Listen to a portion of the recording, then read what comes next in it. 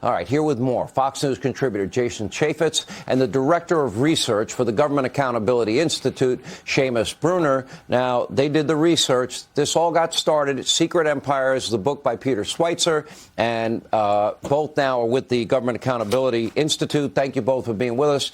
Jason, what they accuse Kevin McCarthy of in this case, either Mr. Sims is completely ignorant or he's just lying like his boss, Joe, who lied when he said he never talked business with his son, his brother, or anybody else for that matter. So where do you see it? I know they're flustered, but it's an outright lie because it's so easy to document what is actually going on here. On point one, I got to tell you, the committee of which I used to chair, when they make a request, they have not filled those requests. The Form 1023 was an unclassified document. It took months for them to pry that out of their hands, and thanks to Senator Grassley for helping to make that happen. And these suspicious activity reports, those previous to the Biden administration, were always available to members of Congress without needing a subpoena, without needing anything else. But no, they only offered them in what's called an in-camera review, where members could go in, look at them. They can't take notes. They can't take them with them. The only thing that changed is the Biden administration came in there. They realized there were more than 100 of these suspicious activity reports, and they never let Congress get a full access to those documents. What the spokesperson is saying is absolutely factually wrong. All right, let me ask you, Seamus, about this. My interpretation of Devin Archer's testimony last week, it was not only was it $3.5 million from this Russian oligarch, former First Lady of Moscow, but what about the $120 million that he seemed to confirm, correct me if I'm wrong, in a real estate investment with their company or one of their subsidiaries? Did you interpret that the same way? Yeah, that's correct, Sean. So the $3.5 million went to an entity connected to Hunter Biden called Burnham. Hunter absolutely profited from that $3.5 million. But you're right to bring up Archer's testimony because Archer says $120 million. Actually, the Burnham board meeting minutes, which we obtained through a court trial, say it could be as high as $200 million that went from the Russian oligarch Yelena Baturina to a Hunter Biden-connected entity. And then Archer's testimony, he says it goes into Rosemont Realty. Archer also says that Hunter had, a stake or a piece of Rosemont Realty. It's a Biden-connected entity. It's part of this Rosemont Seneca tree. It's one of the branches. So when Rosemont Realty was sold, Hunter got a chunk of that money. So it's without a doubt, Hunter and the Biden family took money from a Russian oligarch. And then, of course, you have this dinner at the Cafe Milano where Joe Biden is sitting down with a Russian oligarch.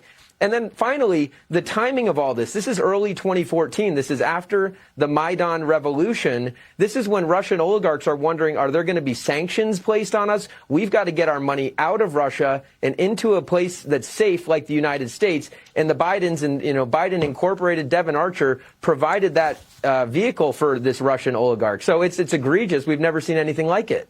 When we look at the amount of money, Nancy Mace on this program thinks when all is said and done, and she's on the committee, James Comer originally was at $30 million that the Biden family probably took in from countries like Romania, Kazakhstan, Russia, China, Ukraine, Mexico, and other countries.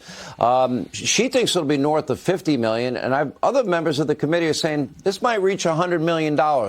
What are you thinking at the Government Accountability Institute?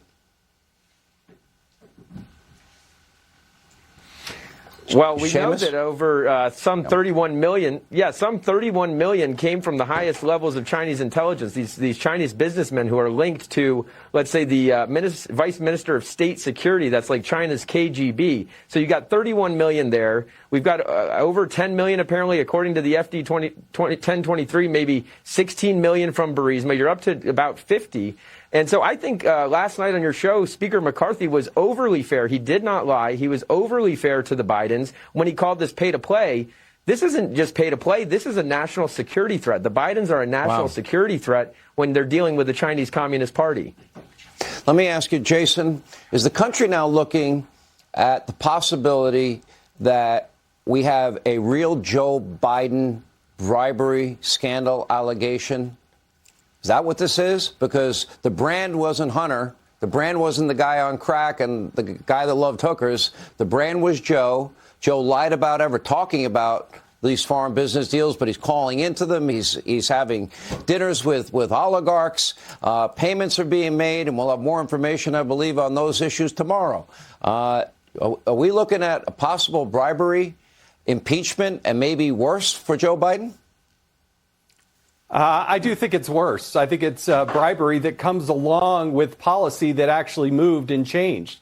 I want to go back to what Seamus just told you about the money that was flowing from this oligarch. A Russian oligarch is moving money within 6 days of when Russia invades Crimea.